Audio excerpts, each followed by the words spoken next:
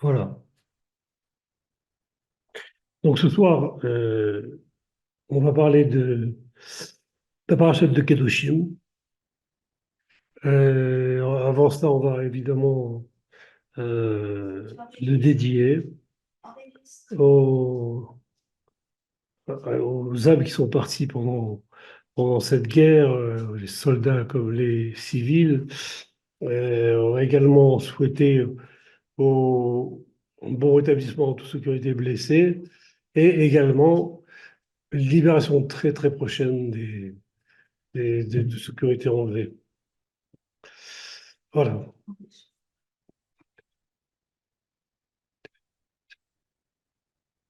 Donc, Kedoshim, chemin vers la sainteté. Notre perception de la Gdusha est très souvent liée à quelque chose de très élevé qui concerne des individus de très haut niveau et ou bien des lieux, des personnages, etc., de très haut niveau. Et en réalité, dans le texte que la Torah nous donne, dans le verset que la Torah nous donne, qui demande à Moshe, adresse-toi à toute l'assemblée des enfants d'Israël et dis-leur, vous serez saints, Kedoshim. On voit là que la Kedusha ne s'adresse pas à des personnes qui sont au-dessus de tout, elle s'adresse en réalité à tout Israël, aussi bien les hommes que les femmes, et que donc notre perception de la Kedusha doit être beaucoup plus précise que ce que l'on a pu jusqu'à présent saisir. Et donc c'est ce qu'on va essayer aujourd'hui de déterminer. Qu'est-ce que c'est que la Kedusha?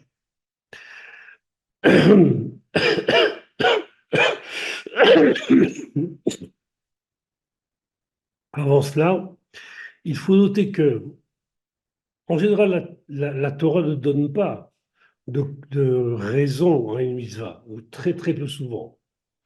On a 4-5 cas où elle va nous dire faites telle mitzvah pour telle raison. Et là, dans Kedoshim, elle nous donne une raison. Elle nous dit soyez saints, Kedoshim, parce que moi, l'Éternel, je suis Kadosh. Ça signifierait que la Kedusha est liée au fait que Dieu soit Kadosh. Et donc, si nous, on doit devenir Kadosh, c'est parce qu'Hachem lui-même est Kadosh. L'Or Haïm, d'ailleurs, s'étonne beaucoup de ce motif. Il l'exprime ainsi. Il dit soyez saints parce que je suis saint. C'est le pasouk. Et il explique il faut comprendre en quoi il était nécessaire de donner cette raison. Serait-il obligatoire pour une créature de ressembler au Créateur? Donc lui, il s'étonne doublement. Il dit d'abord qu'on donne raison à une misa, et en plus la raison, c'est de ressembler au Créateur. N'y a-t-il pas une multitude de valeurs dans le Dieu d'Israël qui sont inaccessibles au peuple? Et il conclut ainsi, le Rachaïm, je parle, en disant jusqu'à présent, j'ignore pourquoi l'Écriture a tenu à donner une raison à cette mitzvah. Donc pour le Rachaïm, dire Kedoshim Diyu, soyez saints, qui Kadosh a dit parce que moi je suis saint, le parce que moi je suis saint, il arrive à la veille. Il ne comprend toujours pas. En réalité, dans son commentaire, il va chercher des raisons. Mais ça va être des raisons annexes. Mais sur ce qu'il dit là, il est toujours il nous sidère qu'il est toujours en s'affecte, c'est-à-dire il a un doute toujours de comprendre pourquoi ça a été dit. Mais en réalité, le Midrash précise ma sainteté est au-dessus de la vôtre. Donc dans ce midrash, on met un iota sur le fait que Dieu dise parce que je suis saint. Qu'est-ce qu'il dit le midrash? Il dit ma sainteté est au-dessus de la vôtre. Autrement dit, il ne s'agit pas de ressembler parfaitement à Dieu dans ce domaine de la Kedusha, mais il s'agit certainement de s'y rapprocher. Et c'est ce qu'on va essayer de se découvrir maintenant. La première chose à dire, c'est ce que le Midrash nous annonce pour nous expliquer ce que ça veut dire Kedoshim en réalité. Le mot Kedoshim, vous deviendrez saint, dit le Midrash, signifie vous devez, vous vous tiendrez à l'écart. Vous vous tiendrez à l'écart. Donc, Peroshim Tiyu. Kedoshim Tiyu, vous serez saint. Perushim Tiyu, Perushim, ça veut dire vous êtes détaché de quelque chose. Vous êtes à l'écart de cette chose. Rashi explique de quoi le juif doit se tenir à l'écart. Et il explique ainsi tenez-vous à l'écart des relations charnelles interdites et de la faute. Donc pour Rashi, être kadosh, c'est se retenir de, ou se mettre à l'écart, puisque c'est l'explication parfaite du mot kedoshim, se mettre à l'écart quoi? Des relations charnelles. Donc tout ce qui est interdit par la Torah, comme on l'a vu dans la paracha précédente dans Haremot.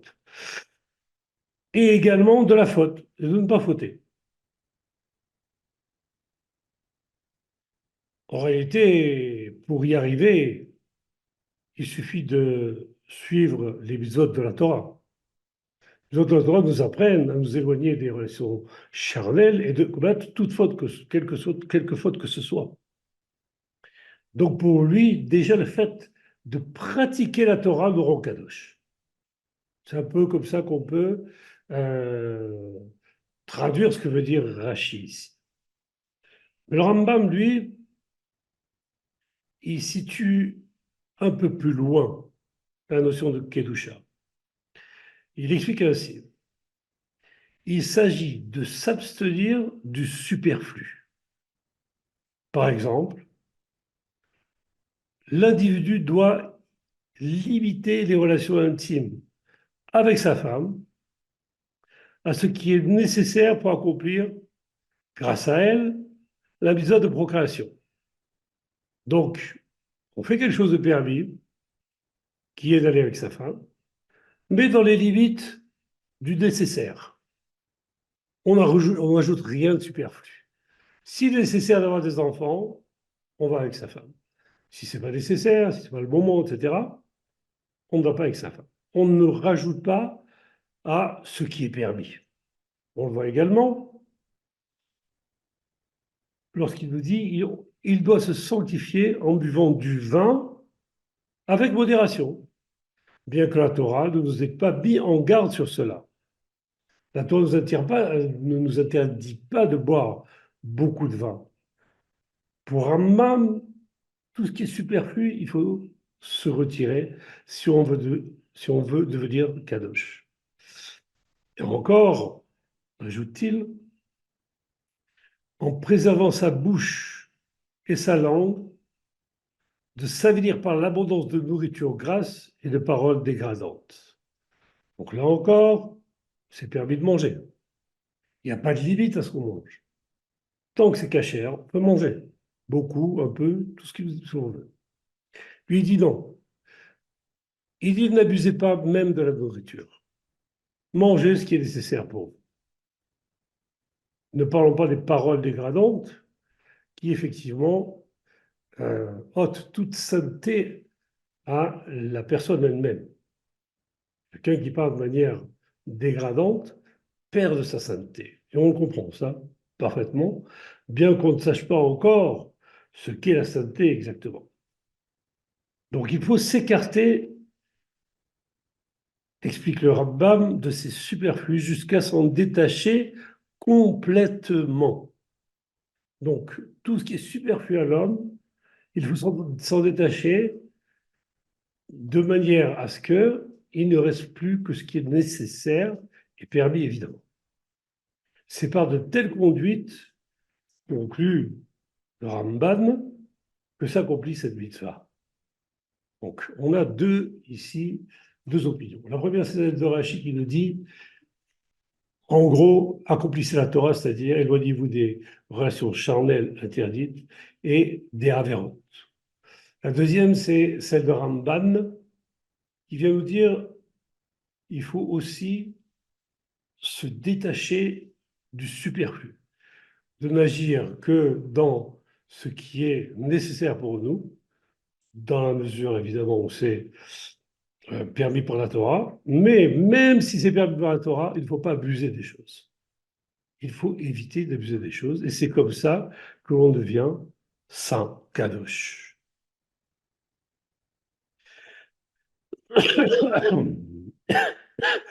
Et on retrouve chez nos sages un enseignement qui, sur lequel Ramban a dû trouver appui, puisqu'il dit rends-toi saint dans ce qui est permis. C'est-à-dire, rends-toi saint même dans ce qui est permis. Ça veut dire que quand tu fais ce qui est permis, n'en fais pas plus que ce qui est nécessaire. C'est le même sens que le Rambam donne à cette notion de sainteté. Maintenant, il faut remarquer que les deux explications que l'on a vues, celle de Rashi et Rambam, présentent une difficulté par rapport à un autre midrash. Un autre midrash, il dit, de même que je me tiens à l'écart, c'est Akadosh Borou qui parle, vous aussi tenez-vous à l'écart, de même que je suis Kadosh, vous aussi soyez Kadosh. Selon ce midrash, devenir Kadosh signifie littéralement se tenir à l'écart, comme on l'a déjà vu d'ailleurs au début, dans un autre midrash, dans le Sifra. Donc se tenir à l'écart, de quoi doit-on se tenir à l'écart? C'est un petit peu la question. Et ça signifie également que Dieu se tient à l'écart de quelque chose. Comme c'est marqué, de même que je me tiens à l'écart, vous aussi, tenez-vous à l'écart. Donc la question qui se pose ici, c'est de quoi Dieu se tient à l'écart et cette chose-là, nous aussi, nous devons nous en tenir à l'écart. Or, de quoi Dieu peut-il se tenir à l'écart? C'est ce qu'on va rechercher. Car on ne peut pas imaginer qu'Hachem, on va dire qu'il se tient à l'écart des relations charnelles, Chas Shalom, des Averot, ou même du superflu, comme le dit Rambam, de ce qui est permis, mais que je me retiens de faire quand même. Ça ne peut pas être ça pour Dieu, être à l'écart, c'est certain. Donc il y a autre chose de laquelle Dieu se tient à l'écart, que l'on va essayer de découvrir pour savoir ce que nous devons faire pour arriver à être Kadosh, comme l'énonce Dieu lui-même. De même que je suis à l'écart, vous aussi soyez à l'écart. De quelle chose s'agit-il? J'aimerais tellement faire de cet instant un moment léger, inclusif et bienveillant.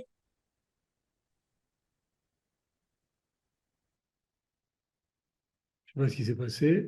J'ai coupé tous les sons. Donc,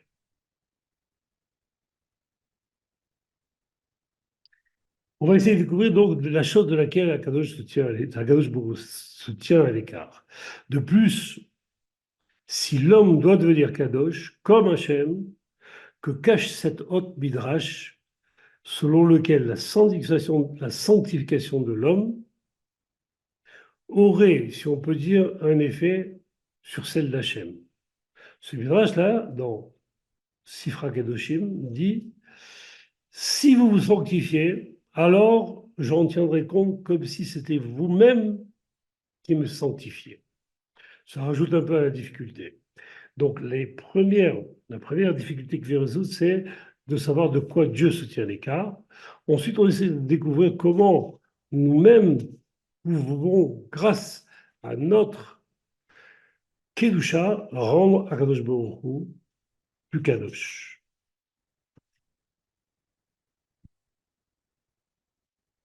Pour résoudre ces difficultés, on va chercher donc une définition plus précise de la Kedusha.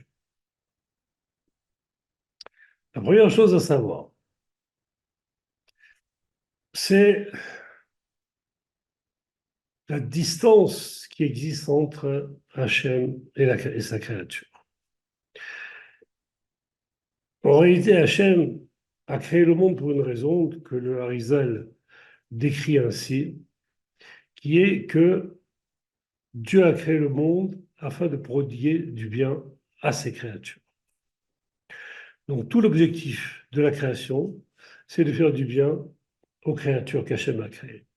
Ramchal précise que comme il est dans la nature du bien, de celui qui est bienveillant, de faire du bien, pardon, la volonté d'Hachem fut de créer des êtres afin de leur prodiguer ses bienfaits, car sans créature pour les recevoir, la bonté ne peut pas s'exprimer. Autrement dit, c'est quelque chose de très profond en réalité, ce que dit le Ramchal, et qui est que on aurait pu se poser la question pourquoi Dieu veut créer le monde? Pourquoi a-t-il créé le monde? Pourquoi a-t-il créé les créatures? Et le Ramchal répond, on dirait, en disant que c'est sa bienveillance, c'est-à-dire le fait d'être bon, qui l'a poussé, si l'on peut dire, à avoir des réceptacles, des créatures qui reçoivent son bien.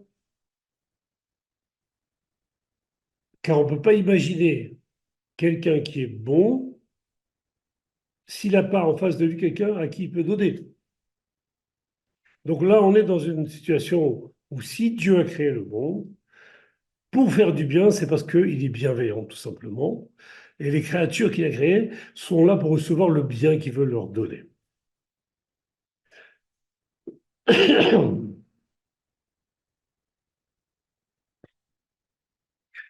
C'est pourquoi donc, explique Baal Sulam, que Hachem a doté les créatures d'une volonté de recevoir le bien qu'il veut prodiguer, qu'il veut leur prodiguer.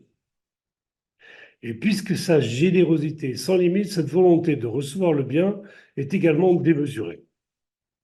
Qu'est-ce que cela signifie? Ça signifie que, d'accord, Akadosh Baruch Hu veut nous faire du bien.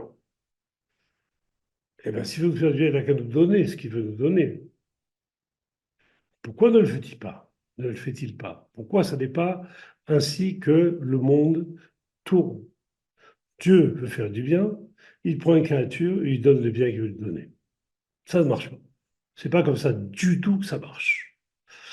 On voit au contraire des contradictions à n'en plus finir dans la façon de conduire le monde d'Hachem. Pourquoi cela? Parce qu'il y a une règle qui est fondamentale et qui est naturelle, parfaitement naturelle, vous pouvez toute la découvrir, et qui est que on ne peut pas donner à quelqu'un une chose qu'il n'a pas envie de recevoir ou qu'il ne connaît pas, par exemple.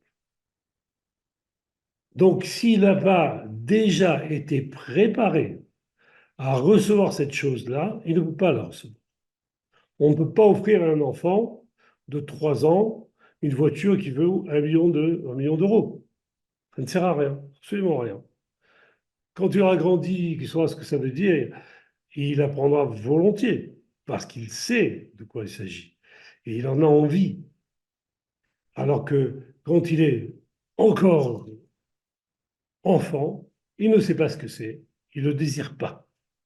Alors imaginons la même chose maintenant avec Akadosh Baruch Hu, qui veut nous donner quelque chose qui est infiniment grand, et nous, qui sommes à l'état de fœtus, d'enfant, ce que vous voulez, par rapport à ce que Hachem veut nous donner, on n'a aucune idée d'abord ce qu'il veut nous donner, et donc on n'a aucun désir de vouloir le recevoir. Donc qu'est-ce qu'il fait Akadosh Baruch Hu? Il a bien préparé l'homme à recevoir en lui donnant une volonté de recevoir démesurée, mais ce qu'il va recevoir, comme il ne le connaît pas, il n'a même pas le désir de le recevoir.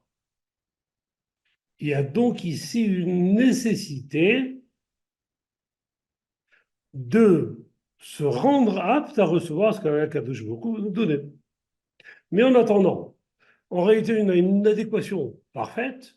Dieu a un désir infini de donner, donc un bien démesuré à donner. L'homme a une volonté démesurée de prendre, et pourtant, l'un n'entre pas dans l'autre. Il y a donc quelque chose qui manque.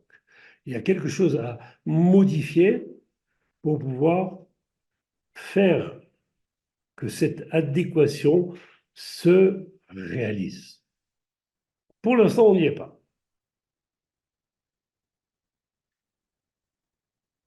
Donc, pour recevoir ce bien, l'homme doit d'abord se rapprocher d'Hachem.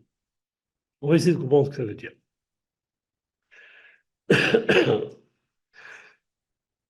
Le fait même qu'Hachem possède une volonté de recevoir infinie, que de l'autre côté, l'homme possède une volonté, pardon, excusez-moi, je me suis trompé, qu'Akadosh Baruch Hu, il possède une volonté de donner démesurée, infinie en réalité, et que l'homme possède une volonté de recevoir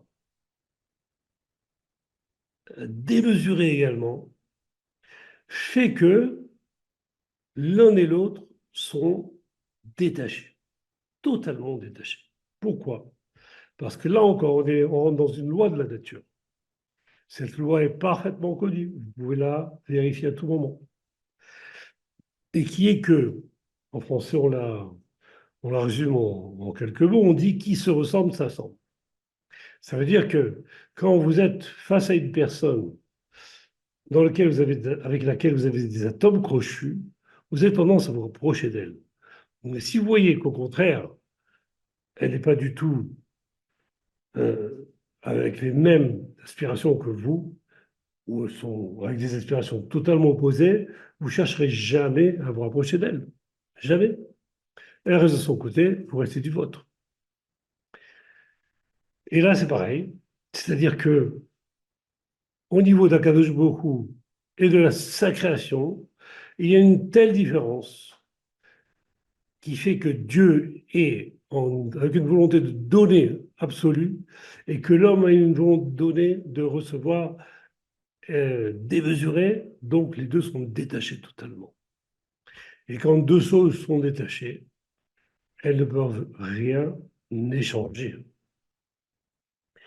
Or là, on peut comprendre que malgré l'adéquation de départ, il n'y a pas de possibilité de faire en sorte que cette adéquation fonctionne. C'est-à-dire que Dieu donne à la créature ce qu'elle veut, parce que l'un et l'autre sont totalement détachés.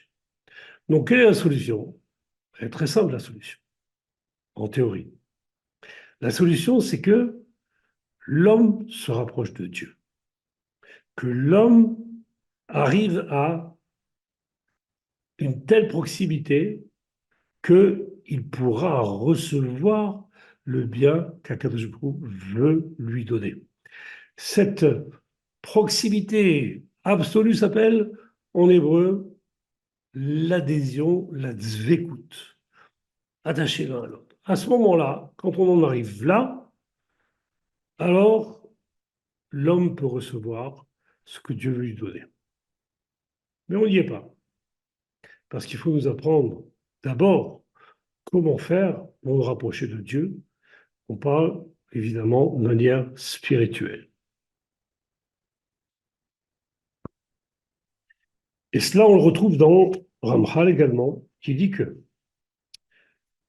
dans sa sagesse, Akadosh Baruch Hu a décrété que ce bien véritable, c'est-à-dire le fait que l'homme reçoive ce bien absolu, ne se réalise que en donnant à la créature la possibilité de s'attacher à lui.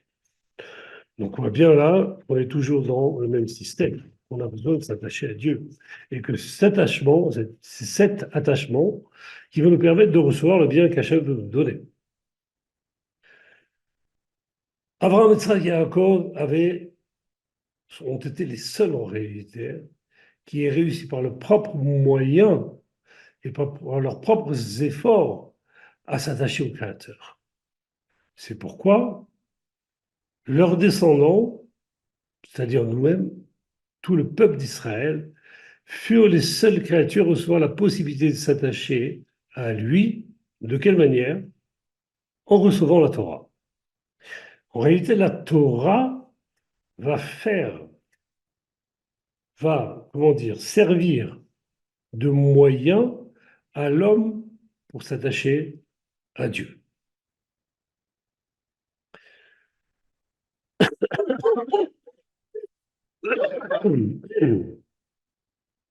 Alors, quelle est l'aide que va apporter la Torah en réalité? La première, c'est la possibilité de brider cette volonté de recevoir qu'il a reçue. On a dit que cette volonté de recevoir était démesurée. Une volonté de recevoir, démesurée de recevoir, ça nous donne des créatures si on peut appeler ça des créatures, des monstres comme ceux du Hamas par exemple. Une volonté de recevoir absolue, même en faisant le pire des mal, afin de pouvoir en tirer le meilleur des bénéfices pour eux. Ça, c'est la puissance de cette volonté de recevoir. Elle existe aussi chez des personnages très puissants, qui sont prêts à famer des pays entiers pour pouvoir gagner de l'argent. Ça s'appelle la volonté de recevoir démesurée. La Torah, elle, va nous permettre de brider cette volonté de recevoir grâce au respect des interdits prescrits par la Torah, des mitzvot lo tarasé. Les mitzvot lo tarasé, en réalité, si on les observe l'une après l'autre, nous obligent à ne pas faire des choses que notre nature nous pousse à faire. Donc, les mitzvot lo tarasé sont un moyen de brider cette puissance qu'on appelle la volonté de recevoir de l'homme, de la satisfaction et de la jouissance. Grâce à ces mitzvot qui touchent un peu tout d'ailleurs, la cacheroute, les relations conjugales, les relations commerciales, j'en passe beaucoup, nous permettent de brider ce qui s'appelle cette volonté de recevoir absolue. L'autre forme d'aide qu'apporte la Torah est de pousser l'homme à donner. C'est-à-dire que les mitzvot racés, ce qu'on appelle racés, les mitzvot positifs, sont des mitzvot qui, en réalité, nous poussent à faire des choses que, naturellement, on n'aurait pas fait vis-à-vis de son prochain. On ne l'aurait pas fait pourquoi? Parce que ça nous dérange, ça ne nous rapporte rien. Donc on ne le fait pas. Quand on me dit, comme dans la paracha de cette semaine, de laisser une partie de notre terrain pour que les pauvres puissent récolter le reste de la moisson, c'est une chose qui ne m'intéresse pas. Ça n'a aucun rapport avec moi. Moi, j'ai semé, j'ai travaillé ce terrain, j'ai fourni énormément d'efforts pour avoir une récolte qui soit très bonne, et que se passe-t-il? On me dit non, une partie tu vas laisser. S'il y a des gerbes que tu n'as pas prises, ne retourne pas pour les prendre. Si tu as oublié une gerbe, une grande gerbe dehors, laisse-la là, elle est pour les pauvres. Tout ça, c'est pour les pauvres. Donc, c'est des mitzvot qui m'entraînent à moi à devenir bienveillant, devenir bon. Donc, c'est les deux aspects que la Torah m'amène, entre autres, évidemment, mais ce sont les deux aspects principaux qui agissent sur mes volontés. Quelles sont ces volontés? Une, c'est la volonté de recevoir, que je vais brider, et là, c'est la volonté de donner, que je vais développer, au contraire. Et grâce à cela, je vais pouvoir me rapprocher d'Hachem. Comme dit le Ramban, il nous est ordonné de ressembler à Hachem selon nos capacités, du fait qu'il est écrit, tu iras dans ses voies. Autrement dit,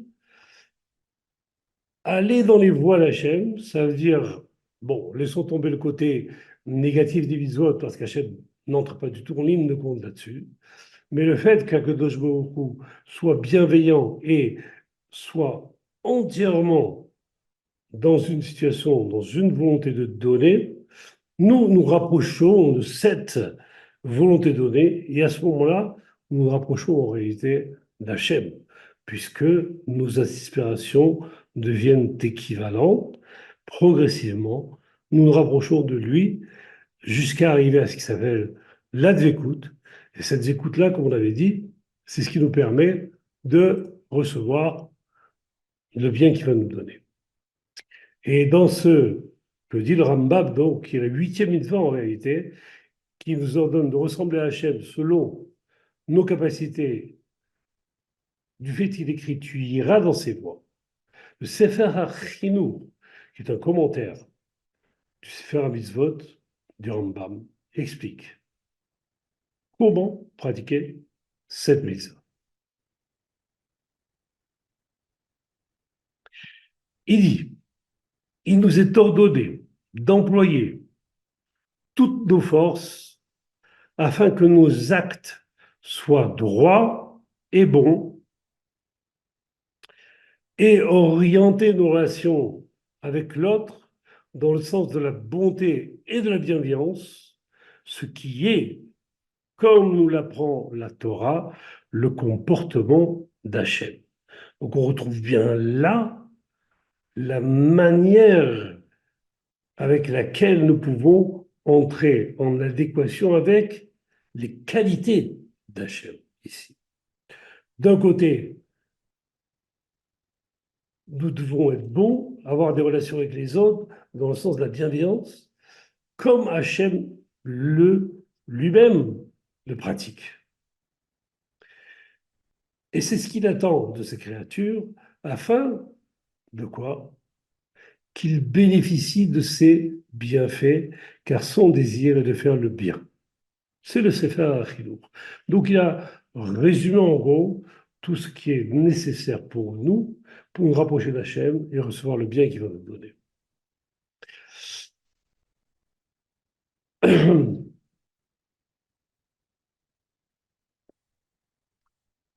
A priori, donc, la pratique de la Torah devrait suffire aux fidèles pour s'attacher à Hachem.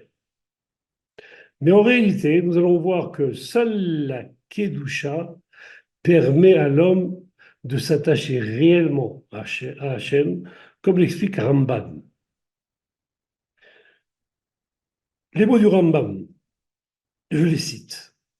La raison pour laquelle il est écrit dans le verset « Parce que je suis Kadosh, moi l'Éternel, votre Dieu », c'est parce qu'en étant Kedoshim, nous aurons le mérite de nous attacher à lui.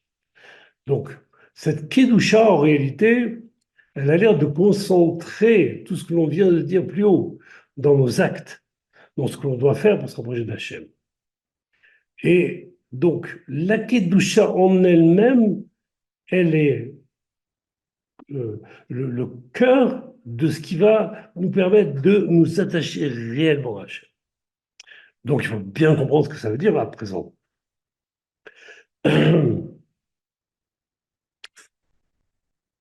Et pour ça, il faut revenir à notre question de départ, qui est de savoir que puisque la Kedusha, c'est en réalité se mettre à l'écart de quelque chose, dont Akadosh Baruch Hu lui-même se met à l'écart, puisqu'il y a marqué « Soyez saints parce que je suis saint », donc tous deux, nous devons nous ressembler sur ce point-là, d'être détaché d'une certaine chose. Et donc, c'est cette chose-là qu'on cherche depuis le début de votre étude. Alors, de quoi Akazoubo est-il à l'écart en réalité? Un fidèle qui pratique toutes les mitzvot et multiplie les bonnes actions le fait en général, pour ainsi dire, pratiquement dans tous les cas, pratiquement dans tous les cas. Il le fait parce qu'il attend de recevoir en échange une récompense. Dans ce monde-ci, ou dans le monde futur, comme le promet la Torah. C'est pas c'est pas une volonté qui est détachée de la Torah, c'est une volonté de recevoir, parce que la Torah nous dit que si je fais les mitzvot, je vais recevoir. Donc l'homme, il agit dans son comportement, dans la Torah, c'est-à-dire en faisant les mitzvot, afin d'en tirer quelque chose. Dans ce cas, il y a un problème. Pourquoi il y a un problème? Parce que comment peut-il ressembler à Dieu si sa volonté de recevoir est toujours présente? Si il désire toujours recevoir quelque chose, même quand il fait la mitzvah. Dieu, lui, quoi qu'il fasse, il n'attend rien en retour. Et nous, en faisant les mitzvot, on attend en retour quelque chose. Et dans ce cas, comment va-t-on pouvoir ressembler à Hachem, chez qui la volonté de recevoir n'existe pas? Il faut donc que l'homme se tienne à l'écart de sa volonté de recevoir, à savoir qu'il agisse sans rien attendre en échange de ses actes.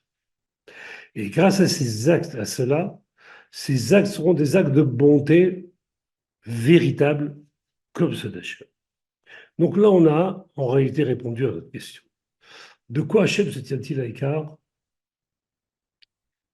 Il se tient à l'écart de recevoir, puisque la réception n'existe pas chez lui. C'est ça la Kdoucha. Nous devons dire Kadosh, mais en partant d'un point où on est exactement à l'opposé de cette volonté, qui est de donner uniquement, et où notre volonté est uniquement de recevoir. Donc, quand Dieu vient nous dire Kedoshim Tiyu, qui Kadosh a dit, il est en train de nous dire rejoignez-moi. Rejoignez-moi pour que je puisse vous donner tout ce que j'ai à vous donner. Et pour me rejoindre, ressemblez-moi. Ressemblez-moi. Moi, je me tiens à l'écart de prendre. Vous aussi, tenez-vous à l'écart de prendre. Et là, on tient en réalité la définition de la Kedusha. Être Kadosh, c'est être en situation d'agir pour la Torah et pour les autres et pour Hachem sans attendre quoi que ce soit en retour, sans attendre de recevoir.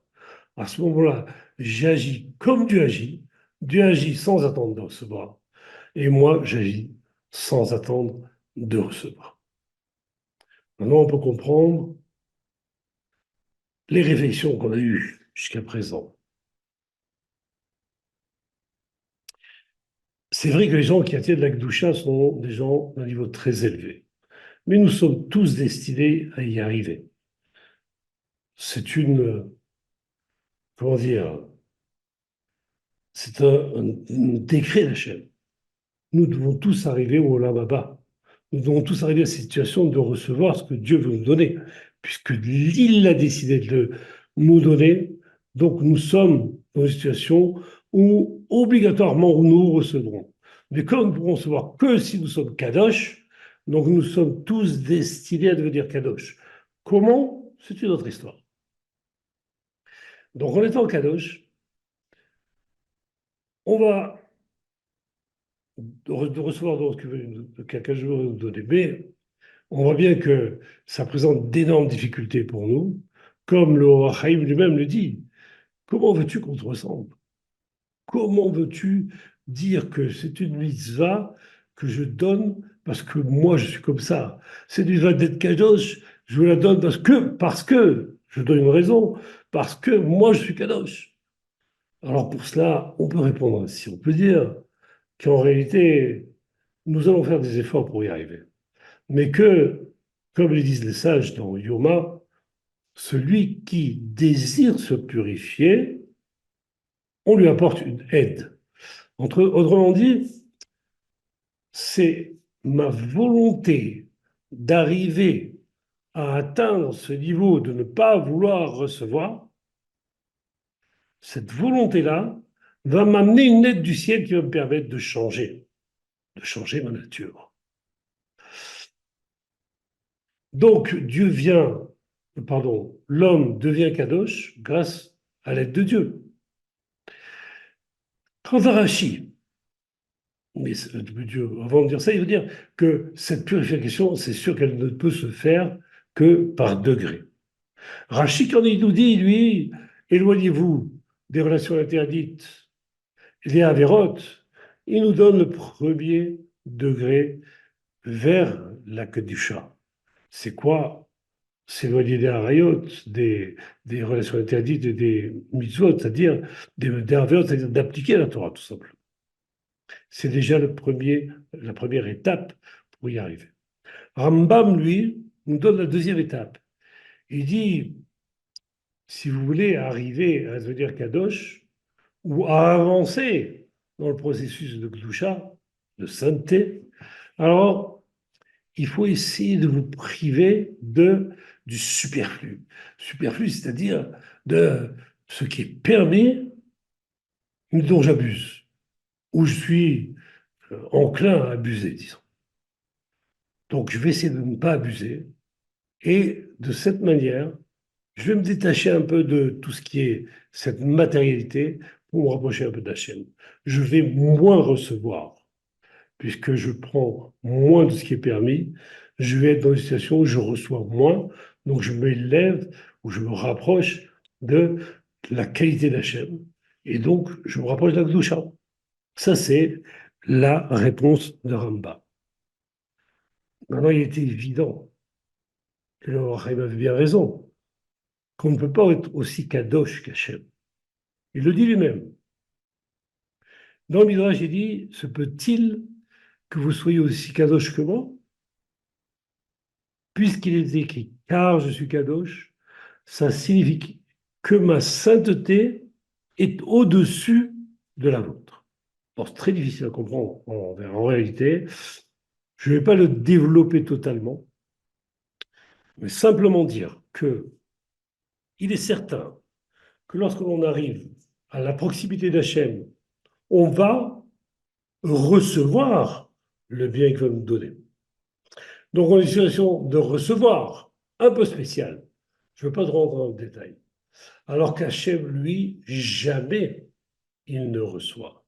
Donc sa sainteté est supérieure à la nôtre, parce que lui il ne reçoit jamais, mais que nous recevrons le bien d'Hachem, mais de manière qui est que ça ne sera pas une volonté de recevoir égoïste, mais une volonté de recevoir qui cherche à accomplir la volonté d'Hachem. C'est ça la différence. Et quand on Midrash qui nous affirme, si vous sanctifiez, alors j'en tiendrai compte comme si vous-même vous me sanctifiez. C'est assez étonnant. Là, on peut y répondre de cette manière, on peut l'interpréter ainsi. Celui qui accomplit des actes véritablement bienveillants dans le but de respecter la volonté d'Hachem et de la Torah révèle au monde que la volonté d'Hachem est bienveillante, que la volonté d'Hachem n'est pas de vouloir, comme beaucoup le pensent, faire travailler les hommes, les faire souffrir, chas v'shalom, mais qu'elle est uniquement destinée à faire du bien aux créatures. À ce moment-là, celui qui démontre ça aux hommes sanctifie d'une certaine manière Hachem, c'est-à-dire qu'il le rend elle leur explique combien il est détaché de cette réception et combien il est dans cette volonté de donner. Voilà, l'étude est terminée. J'espère que je n'ai pas été trop long ni trop confus. Et si vous avez des questions, évidemment, vous pouvez les poser.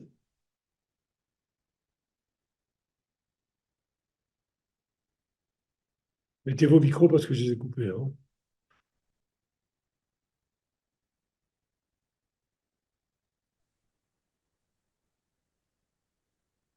Bon, je vois qu'il n'y a pas de questions. Euh, J'en ai une quand même. Euh, Est-ce que on dit qu'Hachem est que dans le don, mais puisqu'il attend de nous que l'on devienne kadosh comme lui, c'est quand même, il attend cette réception de nous. Il attend, en réalité, les choses s'expliquent ainsi. Nous, on a l'impression qu'Akadosh Baruch Hu, il se met en attente. C'est-à-dire, il veut donner quelque chose, il ne peut pas le donner. D'accord? Et donc, il sollicite. Et quelqu'un qui sollicite, ça veut dire qu'il a un manque. Chas v'shalom, pour Akadosh Baruch Hu, ça n'existe pas. Dieu n'a pas de manque. Alors, comment on peut expliquer cela? Une petite image, très simple. Le soleil fournit ses rayons sans arrêt, nuit et jour. C'est-à-dire qu'il donne tout ce qu'il a, absolument tout. Et nous recevons cette lumière, mais à la mesure de ce que l'on est capable de recevoir cette lumière, à la mesure de ce ce qu'on a pu faire pour se rendre apte à recevoir cette lumière. Maintenant, quand je ne reçois pas cette lumière, est-ce que le soleil, ça lui manque? Il ne manque pas. La lumière est déjà partie, elle est déjà là. Il n'y a aucun problème. Ce qui voudrait dire que si nous, tout d'un coup, on se mettait en situation d'être en adéquation avec le jour, on recevrait tout d'un coup, absolument tout. Donc on serait apte immédiatement. Donc il n'y aurait plus d'attente. Maintenant, il y a beaucoup de versets qui sous-entendent que Dieu, il souffre, ou qu'il pleure, ou que ceci, ou que cela, parce qu'on n'a pas pris ce qu'ils veulent nous donner. D'accord? Mais ça, évidemment, c'est pour nous donner ce sentiment-là que l'on doit faire quelque chose pour recevoir ce qu'il nous donne. Mais en réalité, Dieu a déjà donné. Tout est là. Rien ne manque. Tout ce qu'on doit recevoir est déjà là, absolument. C'est nous qui avons fermé les volets. C'est pour ça qu'on ne voit pas de lumière. Il suffit d'ouvrir les volets. Ouvrir les volets, c'est du travail, c'est des efforts. Mais c'est cela que l'on doit accomplir. Mais Dieu, c'est sûr, qu'il ne sollicite rien d'autre que de nous voir ouvrir les volets. Mais il a déjà donné tout. Mais ce n'est pas une sollicitation qui lui manque, encore une fois. Est-ce que j'ai répondu à la question? Oui, en fait, il se met à notre portée en se comportant, entre guillemets, comme cela, il se met à notre portée pour qu'on puisse comprendre les choses. Exactement. Exactement. Exactement. Voilà. Ok. Merci beaucoup, Dan. Merci infiniment. Merci à vous. Merci, Passez une Dan. très bonne soirée. Merci Nadège.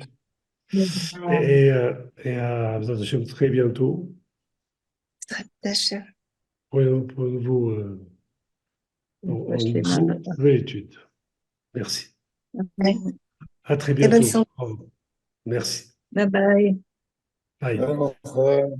Ciao. Bye. Ciao.